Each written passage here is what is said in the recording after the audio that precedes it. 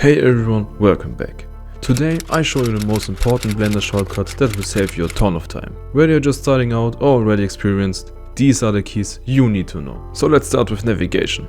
Use the middle mouse button to rotate the view. Use Shift and the middle mouse button to move around, and scroll the wheel to zoom in and zoom out. You can also press numpad 1 for the front view, numpad 3 for the side view, and numpad 7 for the top view. And as an expert, you can press Ctrl 1 for the back view. To select an object, just left click it. You can also press A to select all and press Alt A to deselect all. Once you have an object selected, you can press G to move the object, press R to rotate the object, and press S to scale the object. Press Tab to switch between object mode and edit mode. In the edit mode, you can switch selection types with 1 for vertex, 2 for edge, and 3 for face. Once you have selected a face, for example, you can press E to extrude the face, or press I to insert the face. To create a loop cut, you can press Ctrl R.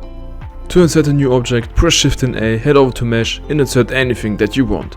Use Shift and D to duplicate an object and press X to delete the object. If you want to focus on an object, select the object and press numpad period to zoom right into it. For quick previews, use Z to switch shading modes. Here you have wireframe, rendered, solid, and material preview. And finally, hit F12 to render your scene. And that's it. The most important Blender shortcuts to get you started. If you found this useful, don't forget to like and subscribe for more Blender tips. See you next time.